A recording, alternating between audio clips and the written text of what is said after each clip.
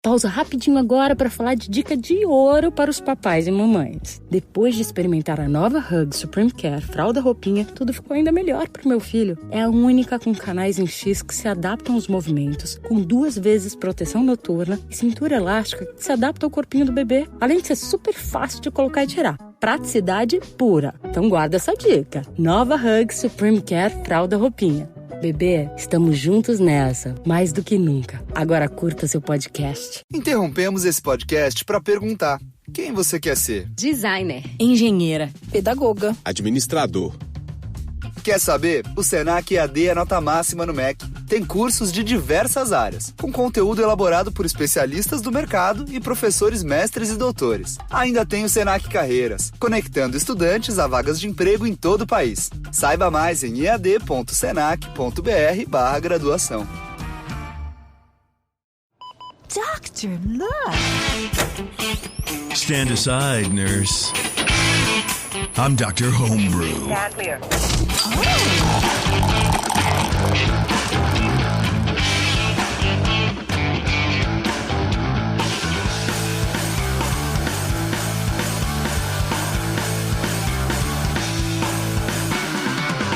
All right, hey everybody, what's up? Welcome to another episode of Dr. Homebrew. And we have a good one for you. We are going to be drinking a Gose. I think, right, Brian Cooper? Mr. Brian Cooper? All right. Gose. We don't have too many. I feel like every show now I'm saying this. We were just talking before the show opened about beer styles, coming and going and trends and what could be trending and, in a joking way or whatever. But like Gose, I feel like was something that you saw a lot of and you didn't. And I don't know why, because it's such a cool style. I really enjoy it. And I feel like, with the sour beer trend that sort of, happened and maybe plateaued a little bit, I would think that like Goses would have lasted longer. Yeah, it I don't know. got brought into our club.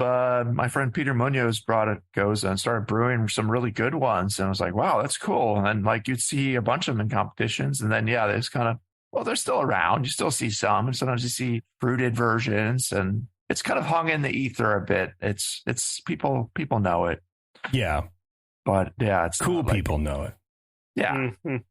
Anyway, before we get to the Gose, I want to remind you guys, go over to 5starchemicals.com and learn everything that 5-Star has for you to clean and sanitize your home brewing equipment. And this goes for your winemaking equipment, your kombucha, or your seltzer, or whatever weird shit you're doing over there at home. You got to clean it and you got to sanitize it. Those are the two things you got to do. While you're there, sign up for their free Homebrew Club program in one of the links either on the website there or in today's show description of the pod or on YouTube. And you can get some free product, exclusive discounts, monthly educational seminars, and free swag. So, there you go. They got enough swag to give to everybody. And that's my lifestyle I want to lead or something like that. I don't know. Anyway, welcome, everybody. Today we are joined by Michelle and Melissa, who are two brewers from the Women's Craft Fermentation Alliance. Welcome, ladies. I appreciate you coming on the show. Hello. Happy to have you, or happy to be here. Thanks for having us. Something like that. It's fine. Yeah. It's fine. I mean, you're doing the work, so basically it's your show. That's what I tell everyone. It's like, you just talk about whatever you want to talk about. We'll just drink your beer. So did you two brew this beer together, or what's the story behind this beer? So this beer, I think, may be something completely different than y'all thought you were going to have, because I brewed a Pivo Grodziskie, which is a historical beer style. It's a oak smoked wheat malted beer. Is this what we have? It was red cap. It had massive amounts of head on it. Okay. I would hope. I did forget to label them. This is what we have. We have a Pivo Grodziskie. Okay. Are you serious? Okay. Yeah. No, I don't know. I'm asking because I fucking love that style. And I wish I had one a couple years ago on this show, opened my eyes, and I was like, everybody needs to be brewing this style of beer. I love it. Yeah. So I'm stoked. I forgot the label. I think I did put in the correct BJCP competition number into the little form y'all sent. Okay. But so if y'all judged it as a Gose, I'm sure your score sheets are going to be very, very low. Yeah. Just take the L. So maybe we can just riff off of what the Pivo is and is not. When I could do some judging on the fly, as we're known in this show, we can adjust as we go because we're just that good. I love it. I mean, that's how you do it in real life, right? That's right.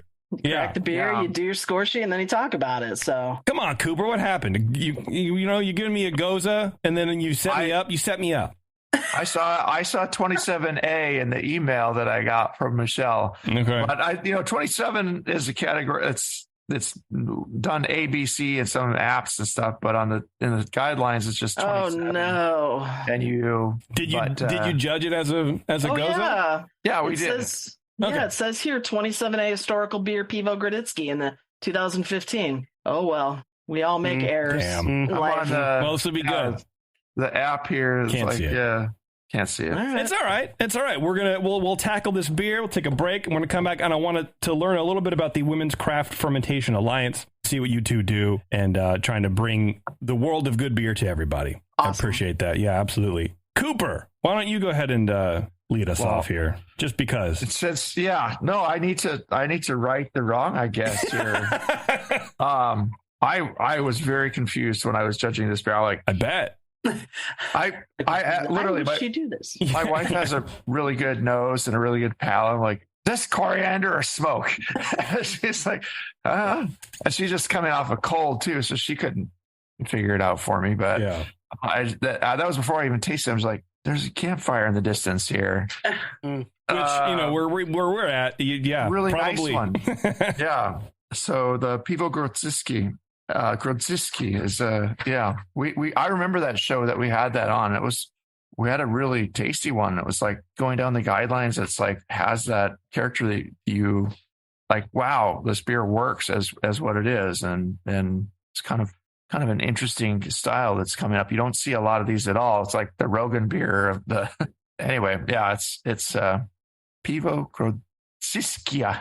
I'm trying to get the pronunciation. Yeah. Well, they have a little. No one here will know. At least I will. Right. Comes from the Polish city of Grodzisk, oak smoked wheat malt. Yeah, because wow, trying to drink this as it goes and be like, wow, is she really off her rocker? How are we gonna? This nice she is the worst brewer ever. Well, and you're a judge too, right, Michelle? You're a judge. Yeah. I'm a certified Cicerone BJCP judge. Okay, so you should probably know what you're doing. Yeah. I was pretty sure she was messing with us, but yeah. Wouldn't that be a hoot? She's like, hey, let's just mess with these beer judge guys. Let's see how well they get it. Yeah. Like, I don't know, man. We're just three drunks that we met in an alley somewhere. Like, let's try to get free beer from people. So the first thing that hits you in this beer in the nose, first when I opened it had a nice medium hiss and good cap and fill and everything. And when I was tasting for a Gose, it's like I'm digging for any like sourness, but it's like I'm just getting hit by this nice, really wonderful smelling smoke up front, and it's like a distant campfire, kind of subtle smoked malt character just coming across. Maybe a little bit of a spicy hop underneath there. As far as the fermentation character, it's got a little bit of kind of apple pear esters. It seems very clean. Yeah, looking for any going back to the Gose style. I was like, where is that the coriander? It's just not there. So we'll go back into Pivo mode here. So yeah, it's got this kind of distant campfire like really nice low bready like malt character underneath. The hops are really, really low. Shouldn't be a hoppy style, but clean, no DMS, no diacetyl. Pleasant light fruitiness alongside that. In the appearance is a nice light yellow straw color, moderate haze, and a fluffy white everlasting head that just clings to the sides of the glass and just lasts all the way through. Really nice appearance and appropriate for this style, as well as it would work for the other style too. So in that respect, it was fine appearance wise for Gose. In the flavor, it's got a really light, delicate maltiness. Almost when you get a smoked Helles, but like with a little more rich smoke character to it than you get in those, like the Schlenkerla. I love the Schlenkerla smoked Helles, but it comes across that kind of way in that the smoked malt is not overpowering the malt. You still get a really nice, light, bready, doughy malt in there that works with the smoked quality of the malt in there as well. A little bit of ester to it, not too much. Seems like a well brewed, kind of a light ale. And the smoke is not biting or ashy. It's just really smooth. I think that it's got a fairly kind of medium bitterness to it. It's not super over the top on the bitterness front. Some of them can be more bitter than this, and I think some of that bitterness does come from the smoke, which is it's a phenolic, and it can give the impression of some roughness to it, some bitterness. But the finish is clean and dry. In the aftertaste, you just get this light smokiness in there, trailing off, and it hangs on, but it doesn't like choke you with ash. It's really delicate for such a flavorful, intense beer. I don't drink a lot of smoked beers, but I could definitely drink a lot of this because it's like the smoked Helles. I could drink a fair amount of that. I could have 2 pints of that probably, and this maybe even 3.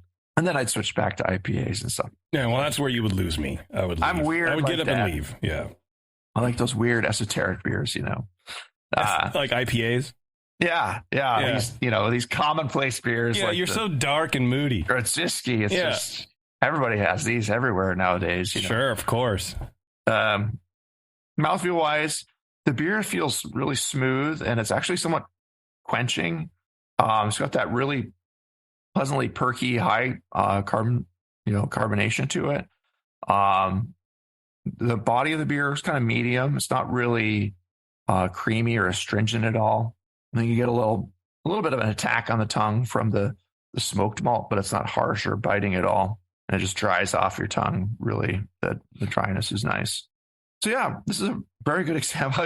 As I was drinking the Gose, I'm like, this is like it seems like it's not a Gose. It's just I was like figure that by now. What were they going for? Was it I kept trying to talk myself into a little tartness, a little sourness, but it just wasn't really for a Gose. It was just under sour, and I appreciate that you were trying to convince yourself. I appreciate that. Yeah, it's almost like too kind. You're too kind to be a judge. I am too kind. Yeah. Yeah, I was just like, my advice would be like, stay away from campfires when you're trying to brew your Gose. You shithead. Yeah. Don't brew during fire season. Just don't even go there. All right. Well, adjusting on the fly, what would you give it? I would say probably 39. This is a really solid Pivo Grodziskie. I think it's right in the territory for all the characters that you want. Encourage everybody to download the guidelines or go on bgcp.org and look at the guidelines for this beer. It's a really interesting style that developed in Poland, and it's not something you get every day. So no, you basically have to brew it if you want it. Well-made example like this, or go to Poland. It's in there, I'm sure. You can take the walk to Poland. You know what I mean? Right. But yeah, no, it's just based on the actual smoke character of it. It's perfect for the style as I know it. And again, it's a style that I've had a handful of times at most, and all home brewed. So I would look forward to trying a commercial version of this sometime when I can find one. But it hits all the marks, and very solid beer. Thank you for sharing it. Yeah, absolutely. Sorry for the mishap. Don't worry about it. You're fine. I mean, I'm assuming you're apologizing to me. Yes, JP. Okay. You have to re-edit the whole first part of the show. No, I'm leaving it in, man. Okay. Yeah, we're leaving it in. Let's take a quick break. We're going to come right back, and we'll get into Brian Shard's interpretation of the beer, and we'll learn about the recipe and a little bit more about the beer, stuff like that. So hang on, everyone. It's Dr. Homebrew. We'll be right back. What's up, homebrewers? Hey, let me ask you a question. You spend a lot of time making your beer taste the way you want it to, right? Some of you even send beers into Dr. Homebrew for feedback. Well, the next logical step in your creativity is to craft some labels for those beers. And there's nobody better at creative labels than GrogTag. Their easy-to-use designs let you turn out some pretty amazing stuff like labels, bottle caps, coasters, even six-pack carriers with minimal effort on your part. They have a range of label sizes that fit any vessel you can think of. Bottles, cans, growlers, kegs. GrogTag has you covered. Head over to grogtag.com today and check out their line of amazing, fully customizable templates and get your beer looking its best. Grog tags are water resistant, reusable, and will have your naked bottles looking great in no time. That's grogtag.com, and be sure to use code BNARMY at checkout to save 10% on your order. Pausa rapidinho agora para falar de dica de ouro para os papais e mamães. Depois de experimentar a nova Hug Supreme Care Fralda Roupinha, tudo ficou ainda melhor para o meu filho. É a única com canais em X que se adaptam aos movimentos, com 2 vezes proteção noturna e cintura elástica que se adapta ao corpinho do bebê, além de ser super fácil de colocar e tirar. Praticidade pura. Então guarda essa dica. Nova Hug Supreme Care Fralda Roupinha. Bebê, estamos juntos nessa, mais do que nunca. Agora curta seu podcast.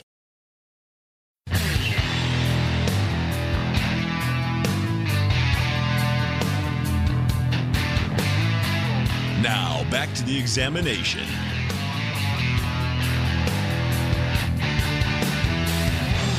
All right, thanks for sticking around, everyone. We are ready for Brian Shar. Mr. Shar, I'm assuming you're ready for this transition, and he's recalibrated. Yeah. I am ticker ready. Tape is coming out of his mouth.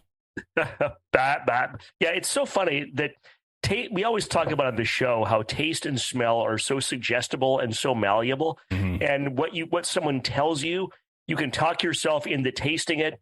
And if you hear something, you're prepped for it. And when I was drinking this, thinking it was a Gose, I'm like, ooh, what do I say about this? I don't want to be too hard on this. This is so weird and muddled and not a Gose. And I started talking myself into there's no salt. Then wait a second, there's a lot of salt. There's way too much salt. There's no salt in here at all. I thought there's something so weird about this.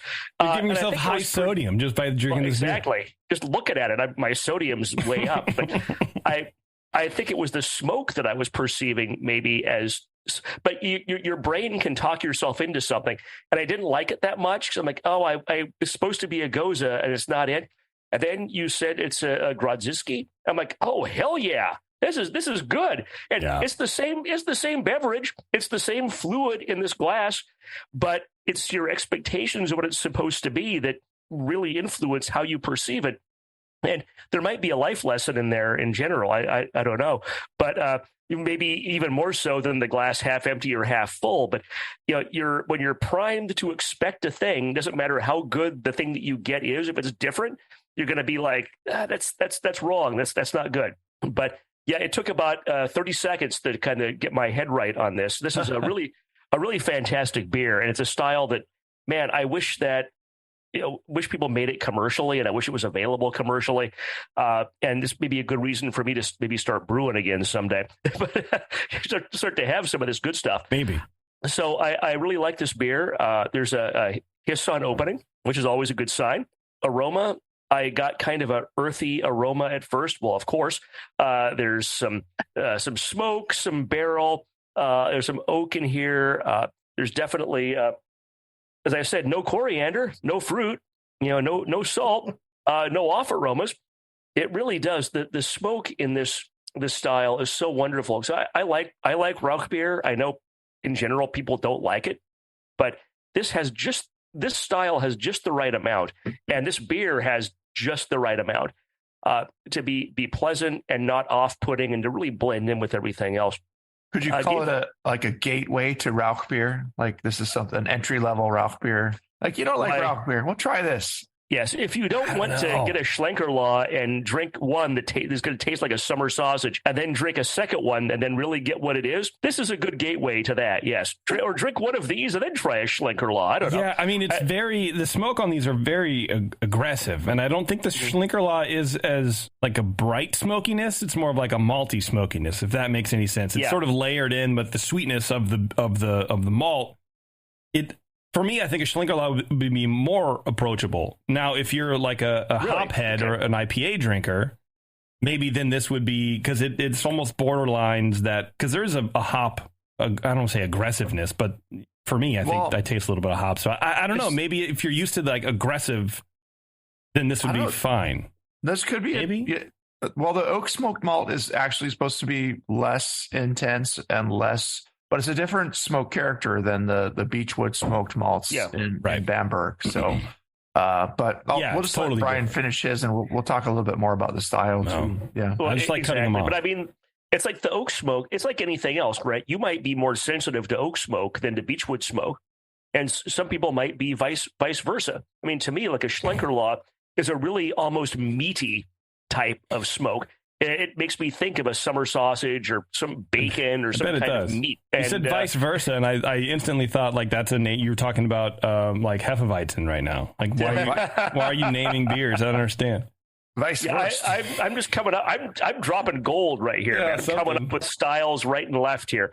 But this to me it's a little more. There's definitely smoke, but it's maybe a higher note, maybe a brighter smoke than some of the, like a Schlenkerlaw or some of the more traditional Rauch beers.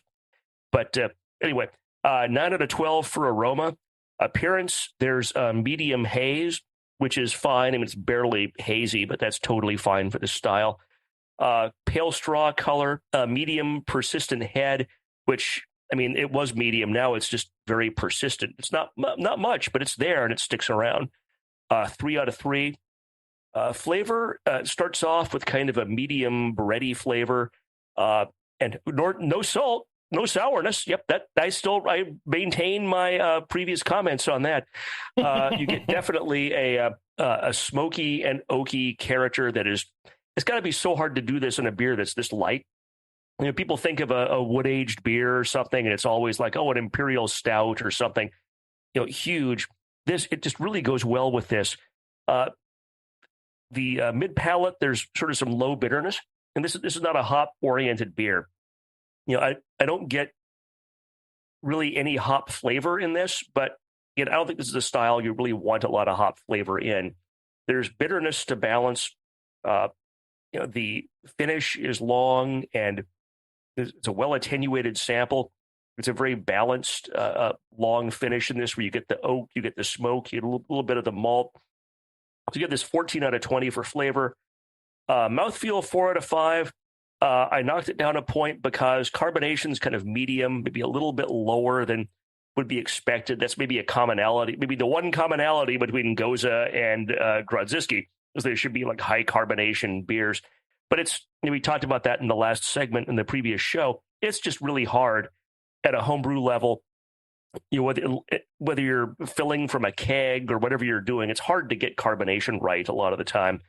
And it's still, it's 1 point out of 50 total. It's medium body, more creamy than astringent, no warming. Again, 4 out of 5. Overall impression, I gave an 8 for a total of 38, which is excellent. I think this really is an excellent beer. I really like this. It's well made. It's something that you don't get every day or see every day, or most people even know about. The only thing I would change in this is maybe up the carbonation some, but otherwise, this is, I think, really flavorful and really good.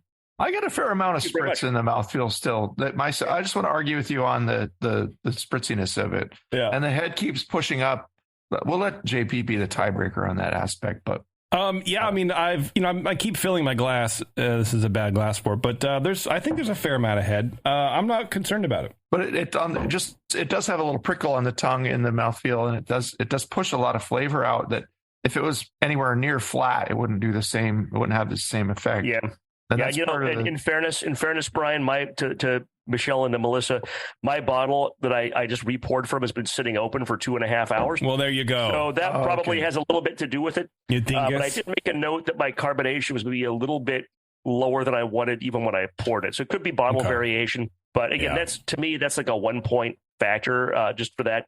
And if I reopened this from scratch and then knew what it was, I might end up being. Yeah, I could easily see this being over 40. No, it's definitely the sitting open, and when my first sample, the head just lasted forever and it was just thick. No, it's good head on it for sure. And now it's a little bit less, but it's still there, and there's still plenty of carbonation in there, but it was a little bit more earlier. And I think it got colder because I put it back in the fridge, and it's a little colder now than when I judged it earlier. But all right, yeah. Well, that's at good. least now it makes sense to me. It's the right beer. Yeah, you can go to sleep at tonight because I know you. You're gonna be laying awake going. But she said, I don't. But now we have closure for Brian, and I appreciate that. Well, Michelle, Yes. Tell us about this beer, please. Well, I came across this beer style when I started working at F.H. Steinbart, which is the homebrew company here in Portland, Oregon. Yeah. And love Steinbart. It's a great place. And one of my cohorts that worked there was a big, huge Grodziskie lover. He loved to brew it, and he trumpeted it far and wide from the top of the mountaintop to encourage everyone to make this. Yeah. Especially since of the ease of it. It's 7 pounds of oak smoked wheat malt, a pound of rice hulls, a 20-minute addition of whatever German hop you want, and you're done. And it really is that easy. And this beer is about a 3.4%. Started off at 1032, got down to about 1006. So I just love how flavorful it is for being such a low ABV sessional beer. It doesn't have that thinness that a lot of those lower ABVs can get, and in terms of the smoke character, for me, I always tell people it's like when you put a sweatshirt on that you sat around the campfire at about 3 days later, and you're kind of like, there's something is like, I smell a little something. What's going on? Oh yeah, right. I find that I drink this so often, I always have a keg of it. I pretty much hardly taste the smoke at all anymore. Your palate actually acclimatizes to smoke quite a bit, I'm noticing that as I'm drinking it. Like at first taste, I was like, wow, that is and I like a smoke beer. And I've brewed this a couple of times. I think like in a 5-gallon batch, I think I did like 6 pounds because I'm like, I'm a little baby sometimes. But it's like, wow, it's so aggressive. And then now I'm drinking, I'm like, I think it's there. Like, I mean, not really, but you know what I mean? It is definitely toned down and acclimatized. Someone told me years ago, Ralph Olson from Hop Union, he was the one who told me your mouth has a pH and it needs to adjust to the beer. You need to balance that out before you even hope to start tasting anything in a beer. I think that's what's happening. Very cool. Yeah, I like that. Yeah, usually I just throw in a 20-minute of Tettnanger or maybe Hallertau. A lot of times I use Saaz, just kind of what I have on hand. This time around, I was a little low on my nobles, so I kind of a little bit of this, a little bit of that.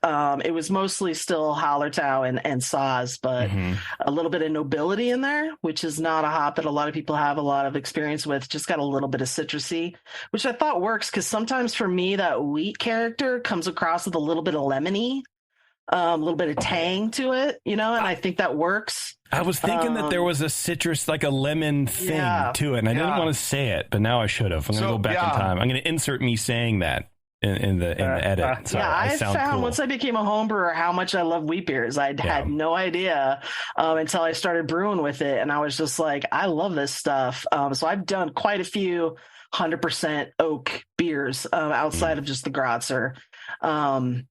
But yeah, a few things I didn't do on this beer that I normally always do is I normally always clarify it with gelatin or isinglass because when it's really crystal clear, it is just beautiful. And I usually bottle condition as well because this style does call for bottle conditioning in the guidelines. And I am one of those folks that if a beer should be bottle conditioned, I bottle condition it. Otherwise, I will keg it. Right. Yeah, kind of. Okay. I haven't quite decided if there is that true difference in quality of carbonation between natural and forced, but I feel like there is something to that. I think it could be my own perception of it, Yeah, I mean, it could be either just like you want to justify the hard work you're doing, but I think on a homebrew level, I think there's maybe a little flavor, tiny bit of flavor, but I think it's hard to measure because carbonating as a homebrewer is just sort of inherently hit or miss. I find it much easier to dial in carbonation when I'm bottle conditioning. Really? Okay. Yeah. So this guy, I will definitely pump up to like 3.5 volumes usually when I bottle condition. I actually overcarbonated the keg a little bit. So I tried to I took it off gas and tried to let it kind of resettle a little bit. And then of course in the packaging, from keg to bottle, you always lose some. And that's certainly, I poured one here before I came on from my draft and, the head was a third of the glass, so it definitely can get that much higher carbonation. But yeah, I think it's a great beer. I love it. Yeah. And you know what? If you all want to have some commercial examples, come on up to Portland, because we have a place up here called Threshold Brewing. Mm-hmm. Head brewer named Jarek. He's Polish. He's done a version of this. Wow. And a bunch of other breweries are like, hey, that's cool. And now they've come out with it too. Von Ebert Brewing had one. I've had one from Steeplejack Brewing. One of the head brewers there, her grandmother was Polish, and she remembers this beer from when she was a child. Jeez. And brews it in her honor. So it's almost always on tap at Steeplejack. Man, that's the kind of story. Those are the cool stories. I don't want to say we miss anymore, but when craft beer was sort of coming up in the mid late 90s or whatever, it was a story. That's what we were pushing a lot. And then now it's what's on Instagram. And I think we sort of lose that connection between the brewer and the if they even had a connection to beer. Maybe not everybody needs to have a story, I guess. But I like hearing stuff like that. It's neat. Agreed. And I think Portland does support the small guys. It's kind of what we do up here. Yeah. And we have a very vibrant nano brewery scene. Really? And then smaller brewery scene. Yeah, we have a whole Nano Fest twice a year. It's fantastic. Oh, that's awesome. Nano Beer Fest. Yeah, I've been to Portland like 5 years, and I miss it. It's Portland's rad. It's a great city. People feeding off of each other's energy and that. And one thing about like during the pandemic that I kind of actually enjoyed was a lot of the brewer collabs were fantastic, because people would just get together and brew because they had all this time, and that's that was their business. It's like, let's get together and do collab brews, and there were just tons of them that came out, and you'd pull them home and sip in place. And you say during, like it's over. I'm always going to give you shit about that, no matter what. I'm always going to be. I'm your mom. You remember that pandemic that we had 2 years ago, JP? Yeah. That we're still in during that time. That we're still in right now. Yeah. Okay, just check it. So JP, I gotta let you. You're gonna be hating living here and not in Portland when I tell you this. Mm-hmm. The Steeplejack place has a English dark mild ale on cask. It's delicious. They have it all the time. It's one of their core beers. Yeah. God. And see, that's what we need. And it's in an old refurbished. We went, Melissa, when you came up. It's in an old refurbished church, and the brewery sits, and the brew system sits right there on the floor. Ah, man. With a stained glass window right behind it. See, and all female brew crew there as well. That's cool. All we do up here is just the light comes through and just like kind of makes the brewery all beatific and amazing. All we do here is throw hops and shit. It's just like cool. I mean, great. Yeah, awesome. We've been there, done that. I think that it's kind of cool. I think that craft beer brewers, we've come full circle almost, and we're starting to revisit those English styles right now. I'm starting to see some bitters, and there's definitely a lot of dark milds happening up here. Wow. And I am here for it. 100%. 100%. I was talking to Jim a couple years ago, talking to Jamil when he owned Heretic. And, he goes, I do an ESB as a starter for my other large beers, but I end up throwing out most of it because nobody buys it. I'm the only one who drinks it. So like I'll go up and I just get like a keg. Like a 7.5 or whatever every once in a while. Not anymore, obviously. But, he's like, it doesn't need to be an ESB, but I like it. I like drinking it. So I need to make it. So I'm going to make it. And I brew what I drink and I throw it away because nobody buys it. Oh, man. Made me so mad. Wow. Yeah, I know. Wow. But, here we go. It was just fresh hop season here recently. Yeah. And of course, Portland goes absolutely wild with the fresh hop beers. And the coolest thing is it's not just pale ales and IPAs. My favorite beer of fresh hop season is usually from Barrelick. It's a fresh hopped ESB. And it is so good. Well, that does sound really amazing. I'm not always a huge fan of the fresh hop beers, but that's like one where you could use the fresh hops and not have to pile in, 10 pounds per gallon or something, where you're really getting all that vegetal. You're getting just enough fresh hop where you're getting that character without it being all green and you're eating the hop vine type of flavor. Yeah. But I haven't had a fresh hop beer in a few years now for no reason. Yeah.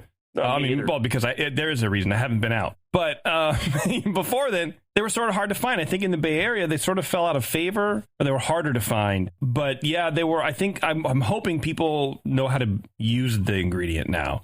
Because, yeah, it was like chewing on the vine, where it's just like, just smells like wood. And this is weird because you want to cram it all in. But that was the mindset back then. Let's see what we could do. Let's see how many, things we could do or whatever. Yeah, and Portland is, 2.5 hours from the fields in a lot of ways, in a lot of directions. So they literally are picking them, bringing them, and throwing them straight into the mash tun, or, into the boil kettle, or, into the dry hop, as fresh as can be. And yeah, it's real fun. Yeah, it sounds cool. I love them. Let's take a quick break. We're going to come back. If we have anything left over, any low-hanging fruit from the beer, we can talk about that. If not, we can move on. But I do want to learn a little bit more about the Women's Craft Fermentation Alliance and what you two are doing in the industry to support women and non-binary folks and, make everything a little more inclusive. So hang on, everyone. It's Dr. Homebrew. We'll be right back.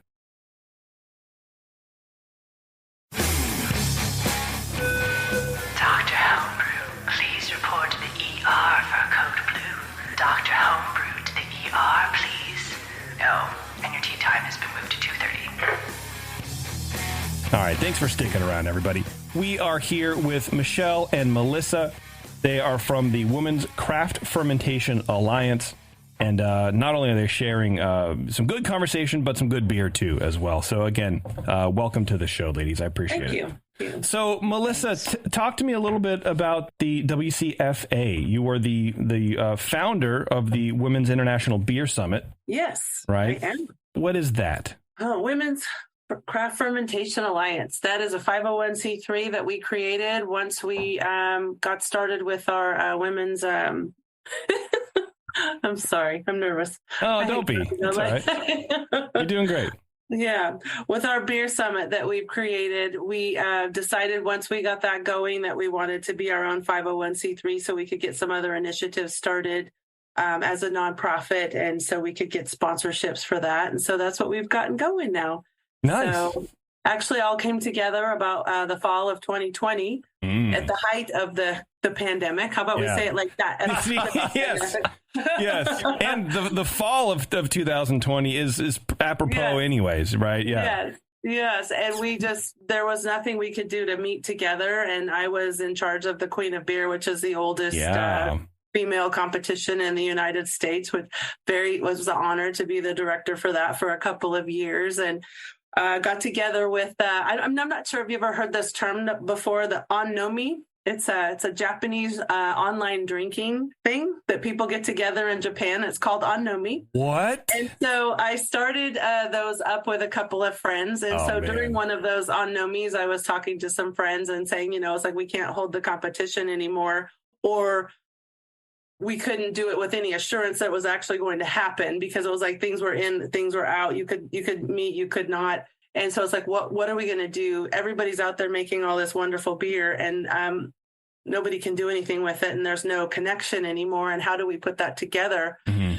So we just started collaborating together and we came up with this idea to do an online seminar, a virtual seminar. And it kind of grew from kind of a small idea into this international beer summit. Yeah, I'm on the website for it, and it's massive. Like, I can't believe the amount of information that you have at this event. Michelle Wonder for that. She's our webmaster, and she's amazing, as you can see, as a brewer and as a webmaster. Yeah. So I love the website. You can get into, you can go through the beer summit from last year, and I think you leave the information up for a year, I believe I saw.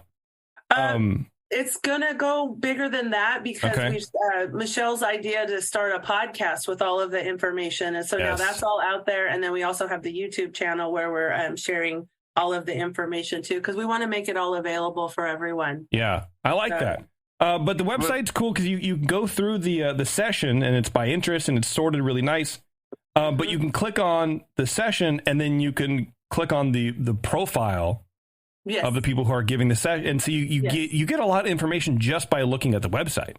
That's great. I wish every session would do that. Every seminar would do something like this. Just give me more in depth about the person.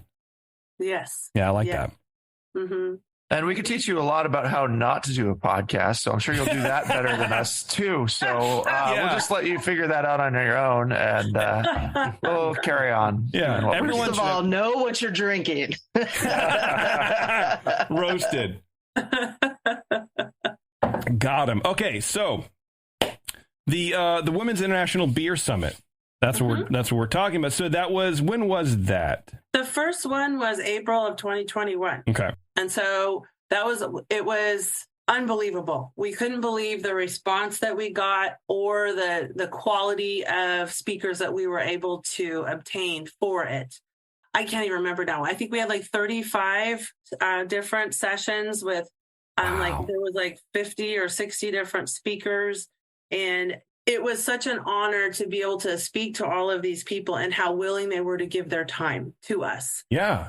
We had the curator for the Smithsonian was one of our first speakers to talk about what she's doing. And what I like to do with all of the speakers is like, I ask them, because the idea is to not only educate, but also to inspire people and encourage them to reach for what are your goals in the beer industry and why aren't you looking after them and why aren't you going after them?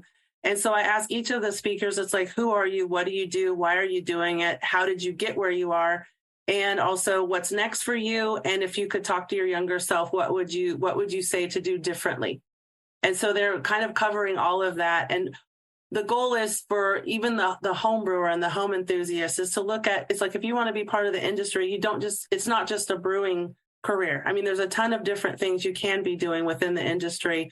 And I want people to see all of that and see where they fit and live your dream and live also what you're best at.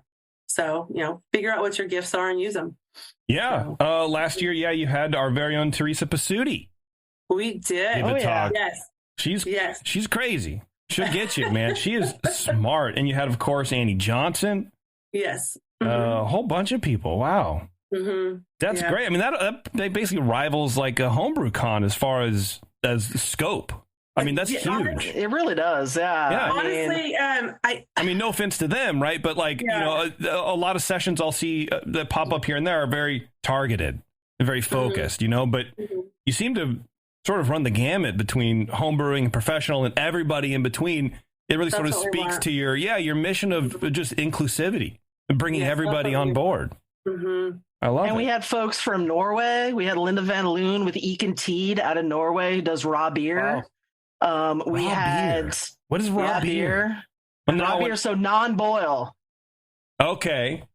All right. Non-boil and mixed firms.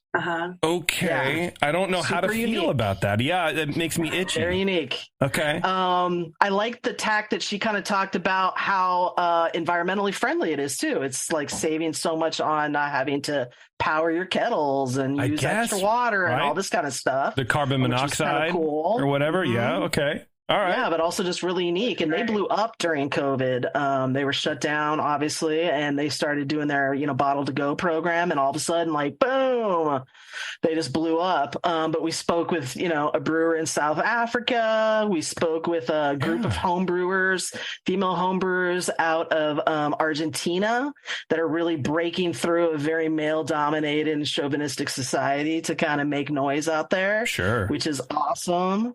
And Argentina. New Zealand, Australia, England. We truly had international speakers, and that's what we love about it being the digital format. It's an online. We had it hosted on Crowdcast the last couple of years. We're looking for a new host this year.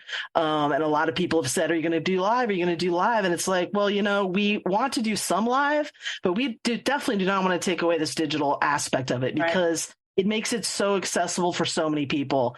Not many people can spend $400 for a homebrew ticket and, and 4 days off of travel. And especially when you put women in that mix, they're generally the ones that have more responsibility for the family and the home and the children. And, so they can easily pick up and watch a couple hours here and there and then catch the repeats after the fact, listen to the podcast. Check out a session on YouTube. We just want as many people as possible to to be able to see and gain this information from all these amazing women who very often are asked on things to talk about being a woman rather than what they do and presenting their special skill and knowledge base. And the first year, so many of the speakers were like, it's so refreshing to be asked to come on and talk to what I do best and what I love and not be asked, what's it like to be a woman in the beer industry? Yeah. I mean, on the one hand, I respect that. On the other hand, I guess I'm coming from the other side of that, which I've never, done. We've had like Annie Johnson on and talked about just what she does, like you said, when she was with Pico Brew, and we never really got into the gender roles within the industry, but just to sort of address them, that they are there. But it is also, I don't know, I still want to know. It's still that little question where it's like, I know it's a little uncouth to ask, but because it's hard, because that's what we're for better or for worse, we're for better or worse. It took this long, right, for us to sort of realize that.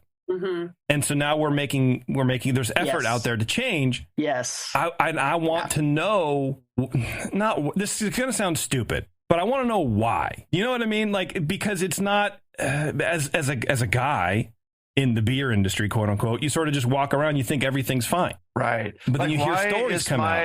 My homebrew club, 95% white guys, you don't think about it.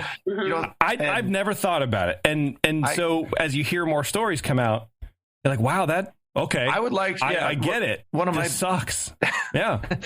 One of my biggest questions would be like, how would you speak to a homebrew club that wants to encourage more female involvement or any organization for that matter? Like, what are some good strategies that you can use to make yourself as welcoming as possible and embrace, these talented people that are out there and get them to feel welcome coming in and just be, a part of the solution, making more equality out there, basically. Sure. Melissa, would you like to encourage? Well, I've been thinking about that for my own homebrew club too. We have about 4 women in ours, and I think it is just to be very welcoming and to make sure that everyone is on board with that. Okay. Because that's not always for me. It's the visibility of it. I saw the I look. want to see a woman. Yeah, I want to see a woman that sits on the board. I want to see a female president. I want to see female representation on the website. When you put up pictures on your social media, I want to see women in there. I want to see a diversity of folks. That matters. It matters. As someone who's on the other side of that.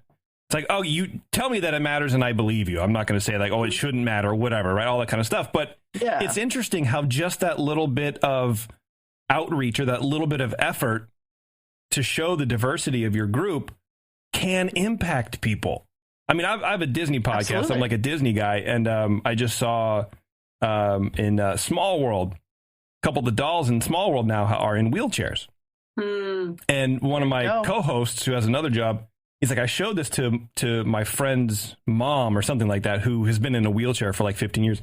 She cried because she's like, I feel seen, right? Not to be too, whatever about, but I would have never imagined that sort of reaction could happen. Now, I'm obviously not equating the disability with making beer at home in a group, feeling safe in a group of people, but I imagine that's part of it too, to come into a group that's welcoming, Melissa, like you were saying, and just to feel safe. I don't know. I've had conversations. The thing is, you can be welcoming when they walk through the door, but how do you get them to walk through the door? Right. Yeah. You can't just say, "Oh, I put a sign up that says everyone welcome," and so if they don't come in, that's their problem. Yeah, that is not how it works. Women want it. No, it's not going to work. I think like the Learn to Homebrew that we just did, and I like that the way that we did it is we collaborated with a local homebrew shop. And so it was open to everyone to show up. And then we made sure that we had women and men there, to greet people as they came in. And we actually got a mix of people that were new to home brewing and they wanted to know what was going on. And so that was really nice. And so, yeah, I think, you need to have the women there as well. So it's like, Brian, bring your wife, bring your wives, have them show up and learn to home brews so they can see, there's women here too, Yep. And Jason, I see your point too, because I can see with what you're asking is like, you are a welcoming person. Mm-hmm. And so you don't understand what the problem is because you're like, oh, cool, there's a woman here. All right, we're going to brew. This is awesome. Yeah. Where there's other people, not so much.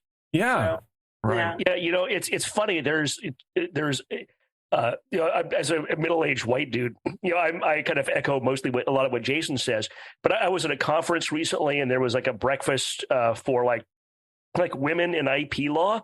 And I thought about going and I'm like, I don't know if I'm supposed to go. I'm not sure if I'd be, is this just for women? Is this okay for me to be there? And it's got to be just the flip side, right? Because especially in homebrewing where you have so many people that come into the hobby who are dudes who are engineers. And, and there's nothing wrong with being a dude who's an engineer, but engineering already is a super white man field. And then you start drawing from that, you're going to naturally have just tons of white dudes. And you don't think about it when you're inside the barrel, like Jason was saying. It's when and that's the importance of representation. Again, I'm just echoing stuff we've already talked about. That to know that you're okay to go somewhere kind of means you have to see someone like you that's going somewhere. Right, otherwise, it's real scary to go do something. It's like going to an unfamiliar neighborhood or a different city even or something. Right. I don't know. Will I be welcome there? Am I going to have trouble?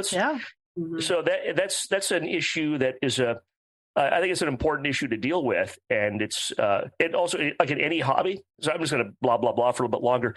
I think you're a lawyer, of course. Exactly. I think any hobby or any volunteer type nonprofit organization or group, you need new people all the time or you get stagnant and die. And I think part of why diversity is important in something like homebrewing or in any nonprofit volunteer organization is that you have a bigger pool of people to draw from who are new and excited, and it keeps things more vital for longer. I mean, I've been in organizations of different types that are not homebrewing related at all. And you get the same people just showing up all the time. You might get one or two new people and they show up and leave. That's just ossification. The organization gets brittle and it dies because you don't have that energy of new, excited people coming in. And you need to get those people, you need to broaden those horizons and make sure you have the biggest pool of excited people you can bring in. Yeah. Well, sorry, go ahead, Melissa. Well, I was going to say one of the initiatives that we want to do with the Craft Fermentation Alliance is to get more people, get more women and non-binary involved with judging and involved with entering beers into competitions. And we're going to figure out how to do that. And so we're going to work on that. Michelle can say a little bit more about that. So, yeah, I mean, I'm a beer judge. I'm a Cicerone. I enter beers into She Brew and Queen of Beer. Mostly just those two because I'm like, I don't really need to go in the competition route, but I want to support those female, led places, competitions. Yeah. But as soon as NHC medals came out, I quickly scanned and I'm like looking for a woman's name and there was none to be had. Oh, and I was like, why? Why is that? I know women are making really great beer. They can absolutely compete at this level. Why are we not doing it? And I thought to myself, why am I not doing it? Like, I'm not doing that. Yeah. So I started to look internally about like, what is it that is stopping me? And I started talking to female brewers that I know. And, it's something that you find in many different realms of society. I mean, one of the main drivers of the gender pay gap is that women look at a advertisement for a job, and if they don't click 100% of the qualifications, they don't even apply. God, I do that. Men have been found to be, they will qualify at 60 to 70%, and they'll say, "Oh, I'll throw my hat in the ring." Oh God, I can't. I couldn't imagine being that confident. I couldn't do it. There's no way. Yeah, and it comes down to that confidence level, Yeah, we might be. I'm all right with it. Yeah. So is that what you found when you said you looked within yourself? What is that? Was that what you brought up where you're like, I need to be a little more confident? Some of it was, I don't have a competitive nature to myself. Like, I don't need the validity of other people telling me I make good beer to participate. I think I don't make really flawed beers a lot, so I'm not looking for that, direct feedback as much. Yeah, beer well enough to give yourself feedback. Yeah.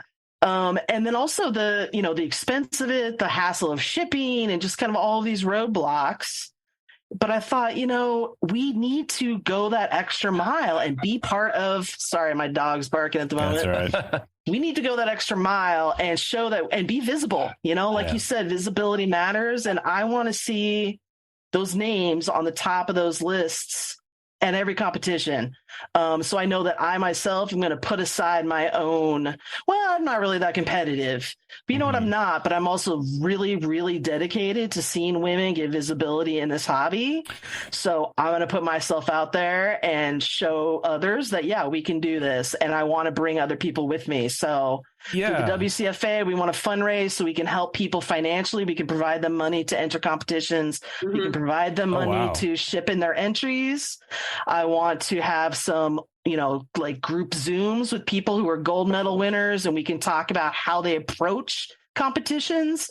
I am a member of a Portland Brewers Collective. It's a little homebrew club here. It's like 15 people, 20 people. We just had the home brewer of the year for the state of Oregon come out of our club. And I talked to him about it, and he said, I play the numbers. That's what I do. Yes. I enter 15 beers. And guess what? I walk away with 4 medals. That's what Jamil used to do all the time. Yeah, absolutely. 25, and that's a 30. Tactic, For sure. And a tactic is like, look at the different kinds of, like, are you going to enter the IPA and think you're going to get a medal? Or are you going to enter the historical beer competition and you're going to have a much better chance of medaling? Like, use some strategy, like, of what it is you're hoping to achieve. And I want to instill people in the, just give them the tools, the education, and the knowledge to get out there and do this and be seen and take on the big boys. You're a home brewer activist. Sounds like. Let's do it. I am. Yeah. I absolutely am. That's cool. I mean, to have such passion for that, for home brewing, but then also to see other people succeed and elevate other people around you, even people you don't know. Right. That's nice. That's the whole point of the Women's Craft Fermentation Alliance, and I like it. We want to encourage folks who are beer brewers, who make kombucha, who do hot sauce fermentations, like whatever. Right. We want to have a space for all those folks, just to come together. And a lot of the women in our club too, that the few women that are in it are some of the most creative mead makers and brewers, and they come in with the most interesting things sometimes where it's like, wow, I never would have thought to do that. But there's a level of creativity that comes to it. And also some of the best palates that I know are women for sure. I mean, Nicole Ernie, and Nicole Ernie, forget about it. She's a mutant. There's no way that a normal, regular human being can have a palate like Nicole and a vocabulary to match it. There's no way. I know, right? And that's a good segue if you don't mind, Brian. Right? Please. We just released episode 11 of the Craft Fermentation podcast. You can find it on WCFA.beer, but then it's also on all your normal podcatchers. But episode 11 was the 2022 How to Assess Beer with a Master Cicerone with Nicole Ernie. Right. And she's amazing. She's great. And she herself talked about having imposter syndrome, how men in the industry can make her doubt her own confidence and whether her perceptive abilities are accurate or not. And when you hear someone like Nicole Ernie, a Master Cicerone, that she questions herself because of the way men treat her in the industry, that really shows you, like, we are not alone in this. It is real. And it needs to change. Yeah, exactly. Sure. Exactly. And, Nicole has mentioned that before over the years. And, it is sort of shocking or sort of surprising, I guess maybe would be a more general word for that. It's eye-opening, too. And, there's a lot that can be learned still. We like to think that, absolutely. There's people throw woke around as a bad term, but as a good term too. But it's more than that. It's just being aware of everybody. I think. Absolutely. A lot of it is internalized in women. I mean, we're socialized to be deferential and to step back and not be the one making noise, being loud, being seen, being challenging. So a lot of that we internalize, and it's not even the men in our sphere that are doing that. We're doing it to ourselves, or other women are doing it to us. It's not just a man problem by any stretch of the imagination. It's a societal problem. Well, I accept your apology. I think that's I'm joking. I'm totally joking. Because it's white men can take about 2% less blame. Let's just there you go. Hey, we need all this percent we need, I guess. I don't know. It's a lot of journeys start with introspection for sure. And if you don't know what angle you're coming from, you're not going to get the result that you want, And funny enough, I was talking to my therapist about this today. Where's your trauma? If you react to someone a certain way, you're reliving your trauma on that person, and you need to figure out your bullshit first. I'm not saying that, women have bullshit to figure out, but you know what I mean? It sort of goes along with what you're saying. Like we all have things to figure out. And unfortunately, women and non-binary people have gotten the brunt of that for a long time. So I'm glad to see that things are changing, and you guys are really reaching out and really trying to help people. How can listeners get involved with your program and try to elevate this hobby that we love so much? You can go to the website, wcfa.beer. You could definitely come to the summit sometime. Our next one's going to be in October. So we gave ourselves a little break this time so that we could step back, and we really want to try to come up with the live sessions around the world. And so we're working on that. And so we're taking a little bit of time to really figure out exactly what we want to happen next, and to get a real international feel to it. We want to add a lot more speakers internationally. Follow the podcast, Craft Fermentation Podcast. Head over to the Women's Craft Fermentation Alliance YouTube page. We have all of our 2021 sessions up there. We're slowly rolling out 2022. Pretty much as I edit them and put them up as a podcast, I push them out to Isn't that YouTube the worst? As well. I hate editing podcasts. Oh, man. It sucks, Jason. I've just especially when I like it for other people. Like I edit Bruce Strong, and I'm not on that show, so I'm fine with it. But like I edit this and I edit my other shows, and it's like it's hearing my voice. I experienced the show already. The last thing I want to do is do it again, but slower, and do work during it. And then I have time to think back and go, why did I say that? I'm a fucking dipshit. I shouldn't have said that thing. That came off weird. Whatever. Trauma. Oh my God. Do you leave it in, or do you edit it out? No, I leave it in because that's me. Like I'm an open book, and if I say something stupid, I own it and I admit it, and never learn from it. Yeah. I just get tired of editing out all the it's about 3 hours of cutting all that stuff out. You never know these 1 hour web sessions. Yeah, so you never know how much you say until you listen to your recorded voice. Or read a transcript of something when you do a deposition in court. It's like, But I was going to ask if there's one, like, you got a bunch of stuff on YouTube. One thing that we could search out that would be kind of eye-opening or interesting as a kind of a, just a introduction to what you do. What would we search for to find? Well, I would say if you go over to the WCFA YouTube page, we had a women's making noise panel in 2022. Wow. Because, in 2021, our first WIBS was in April of 2021, about 3 weeks before the Brianna Allen rat magnet explosion happened. And so in 2022, that was something that we definitely wanted to embrace, but we also didn't want it to completely take over the summit. We still wanted plenty of people coming on and sharing how do you distill, how do you use honey and beer, what it's like to open a craft brewery in Uganda. But also to kind of focus in on some of these problems and some of these issues. And so, making noise for a discrimination-free industry is great. It's like the Brave Noise folks, Brianna Allen, Ren Navarro, a couple of other really awesome folks. And they're all talking about just kind of, the what's next and bomb that happened and how they're feeling about it. So that would be one if you really want to get your feet wet in how women are feeling right now in the industry. That's a fantastic one to dive into. Nice. I'll look that up. Yeah. Very cool. I also like on the website you have a whole list of women-owned homebrew shops. Yep. And breweries. Mm-hmm. You can support that too. I saw a few people recognize a few names there. I love it. It's great. It's a cool thing. It's a long time coming, and we really need to embrace everybody in this industry, no matter what. Absolutely, yeah. Thank you very much for joining us. Absolutely. Thanks for having us. Really appreciate it. And I hope you like the Gose. Got his ass. Please send more. Yeah. Get out of here, Cooper. You guys all just lost 2 judging points. Yeah, Gordon Strong is going to send us a sturdily worded email. Sure he would. Yeah, absolutely. All right, I think we're going to take a quick break. Cooper, do you want to do that last pairing, or should we get out of here? What are we doing? Oh, no, yeah, I think we're too late. I'd love to talk more about this, but for sure. We're probably running out of time. Okay, we're running out of time. So if you want to have your beer on Dr. Homebrew, you send Brian an email at brian@thebrewingnetwork.com. Make sure to tell him it's a Gose. And and we'll get you on the schedule or whatever. Give me a style name and a category. Yeah, there you go. Yeah, the next 4 shows, we're going to have nothing but a Gose and a Gose, and then a Gose and a Gose again. Yeah. It'll be like IPA and an alt beer. I love it. I think that'd be fantastic.